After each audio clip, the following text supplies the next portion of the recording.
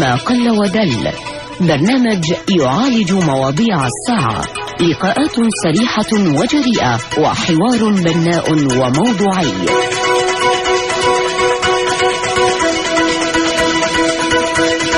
أعزائي المستمعين، أهلا بكم في حلقة جديدة من برنامج ما قل ودل. ما يزال الإعلام العراقي يواجه تحديات عديدة، منها فهم المسؤول الحكومي لدور الإعلام، ومنها حرية الوصول إلى المعلومة، ومنها استقلالية الإعلام عن السياسة والدولة والحكومة، ومنها كذلك وهو محور حديثنا اليوم خشية الإعلام من العودة إلى الوراء وسيطرة الحكومة على الوسائل الإعلامية وتوجيهها وفق سياساتها.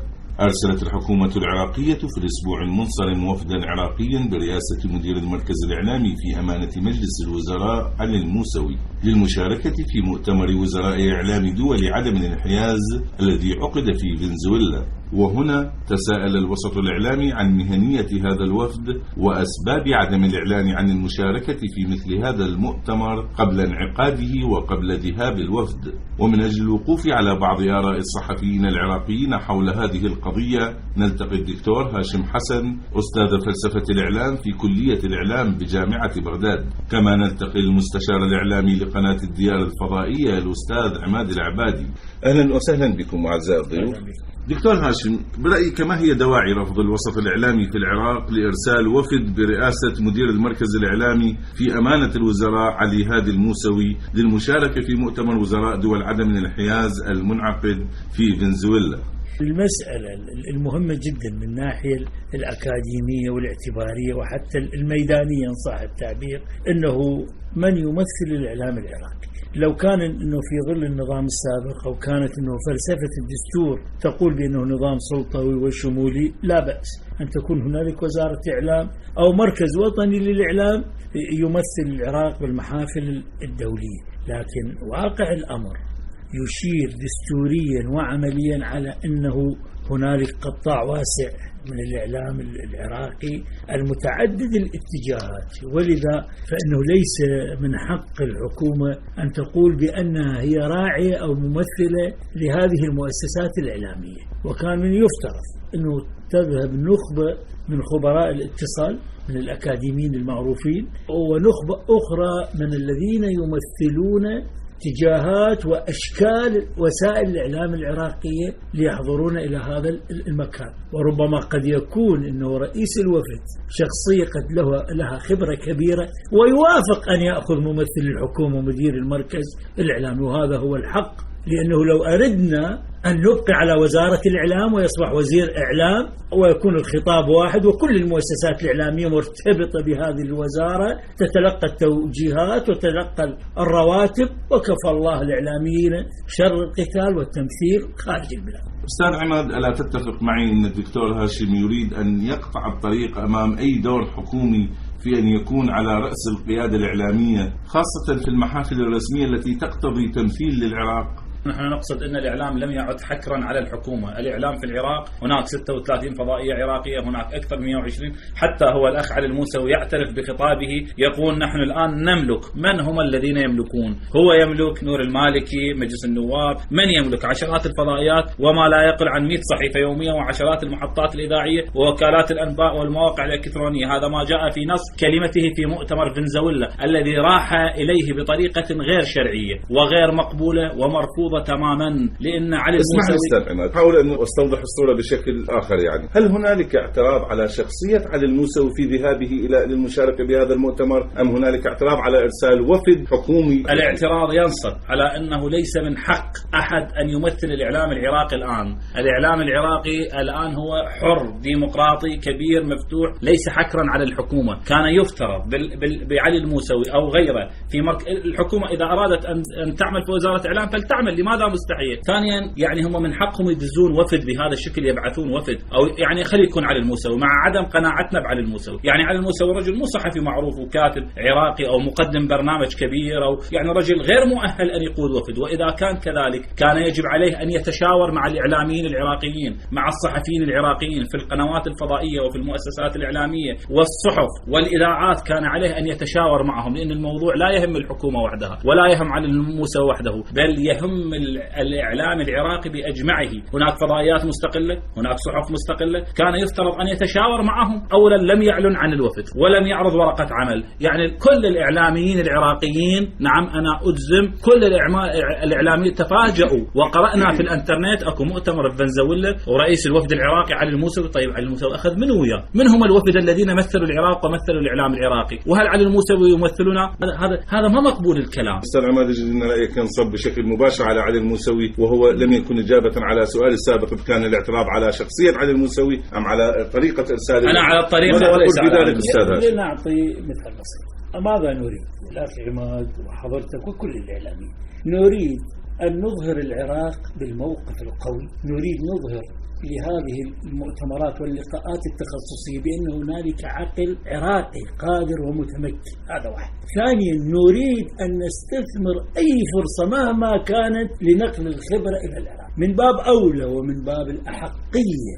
هو الإشكالية الأولى أنه يجب أن نضع الإنسان المناسب بالمكان المناسب. أنا اختصاصي نفط، يجب أن لا ينافسني واحد اختصاصه شعر، أو واحد اختصاصه أنه إمام بجامع، أو واحد اختصاصه في تكية. اللي حصل شنو؟ أنا أقولها صادقا وأخاف وأخشى جدا أن هذه السلطة ستزحف إلى أمام وتحاول أن تقلد ما كان يحدث بالماضي وتعيد تراث السلطة السابقة، وهنالك شهوة لإعادة وزارة الإعلام ونظامها وأسلوبها. كل ما يحدث خصوصا في مجلس الوزراء ورئاسة الجمهورية هنالك موظفين يقدمون خدمات للمسؤول الأكبر. عندما تطلع أو تخرج أي عملية إيفاد في مجال الإعلام، رئيس الجمهورية ورئيس الوزراء يمثل الصحفيين الذين يمتدحون النظام والذين لهم ولاءات للنظام وعلاقات شخصية. بمعنى حرمنا قنوات ومؤسسات إعلامية هي مؤسسات الشعب لم تتاح لها فرصة لتعرف أداء الوفد العراقي ماذا فعل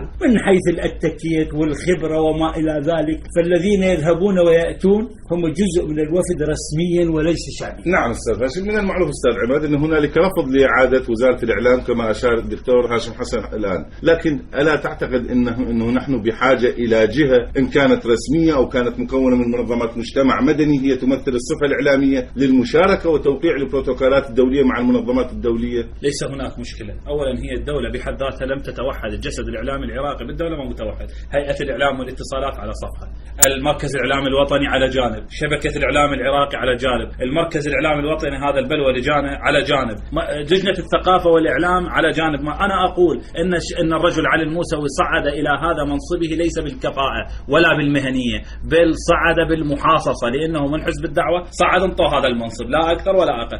وبالتالي هنا في كلمته يقول إني أشكركم بالنيابة عن العراق حكومة وشعبا. وأنت ما تمثل الشعب، أنت الشعب إحنا الصحافة، أنت لا تمثل الشعب العام، إحنا نمثل الصحافة المستقلة الحرة، أنت تمثل جزء وإحنا نمثل الجزء الآخر. ليش ما شاورت ويانا حتى تكتسب شرعية؟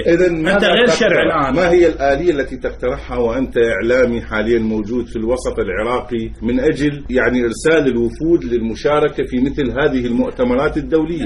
أنا أعتقد أن المقترح الحقيقي الوفود الإعلامية أن إذا كانت الدولة مدعوة مثل ما حدث في مؤتمر اسطنبول السابق، حضرنا نحن كل الفضائيات المستقلة، وحضر الدكتور علي الدباغ ممثل عن الحكومة، والشيخ وثاب ممثل عن البرلمان، ونحن حضرنا. أنا ممثل عن الديار، فلان عن الشرقية، فلان عن السومرية، فلان عن البغدادية، فلان عن القناة الفلانية، حضرنا يعني ممثلين عن. أما يحضر شخص بوحده وبطريقة مهينة للعراق، أن يذهب بهذه الطريقة السرية تحت الكواليس، الطريقة الخفية التي لا معنى لها، لا داعي لمثل هذا. يجب أن يمثل كل وسائل الإعلام في أي أو على الأقل يا أخي لا يمثلون، أن يتشاور معهم من يذهب أو يأخذ رأيهم، لأنه سيمثل العراق، والعراق ليس محصورا لا بالحكومة ولا بعلي الموسوي.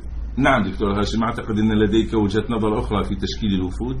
حقيقة الأمر أكرر أيضا أنه هذا التمثيل نفسه والحديث باسم الإعلام العراقي وباسم الشعب العراقي أنه خارج إطار صلاحية مدير عام في مؤسسة حكومية. الحكومة نعم لها حق إعلامها، لكن هذا الإعلام يمثل جزء بسيط. فلو أردنا أن نفكر بالآلية الصحيحة لتشكيل الوفود، لنقل هذا المؤتمر أصلا كان يراد منه البحث في مسألة مهمة، هو كيف نضع لبنات أساسية لنظام إعلامي جديد. وهذه قضية قديمة بعثتها الأمم المتحدة وعدم الانحياز وزراء الإعلام العرب. القصد أنه توجه كتب رسمية لكلية الإعلام. هل هنالك دراسات في هذا المجال؟ من هو خبير بهذا المجال؟ إذن يذهبون خبراء في هذه القضية. عندما تعقد اجتماعات أمنية من جوار العراق يذهب وفد من الداخلية والدفاع كل باختصاصه. لماذا لا تزحف هذه القضية على قضايا الإعلام؟ هل من المعقول أنه كلية الإعلام اللي بها 4000 طالب وأكثر من 60-70 أستاذ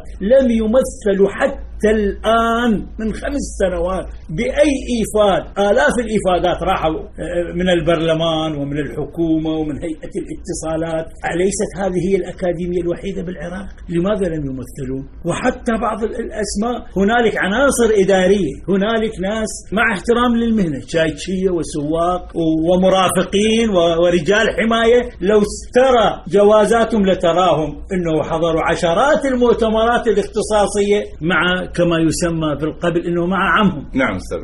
أنا أقول على علي الموسوي أن يعلن عن أسماء الوفد الذي ذهب معه إلى فنزويلا، كل من هو تخصصه، يعني أن أمام الملأ وأمام الشارع ونحن نوجه خطاب إلى دولة رئيس الوزراء السيد نور المالكي إن كنت تعلم بما عمله مركز الإعلام الوطني. هذا الاستهداف المباشر لشخصية علي الموسوي عزيزي، هذا ممكن أن يكون هنالك بديلا لعلي، ممكن أن تكون أنت أو أنا في هذا المنصب ويتحرك نفس التحرك. كل منا إذا كان مكان علي وتصرف بهذا التصرف فهو خاطئ، ويجب أن ينال جزاء بهذا التصرف، لأن هذه الطريقة السرية والخفية في ذهاب الوفد غير مقبولة ومهينة. وأنا أوجه خطابي إلى دولة رئيس الوزراء نور المالكي، إذا كنت تعلم بما فعله علي الموسوي ومركز الإعلام الوطني بإقصاء الإعلام العراقي المستقل فتلك مصيبة، وإن كنت لا تعلم يا نور المالكي فالمصيبة أكبر. أستاذ هاشم، اتهمت مكاتب رئاسة الوزراء بالانتقائية في موضوع الإفادات والتغطية الإعلامية. ألا تعتقد في هذا الكلام الكثير من التجني على مكتب يفترض أن تكون قياداته الإعلامية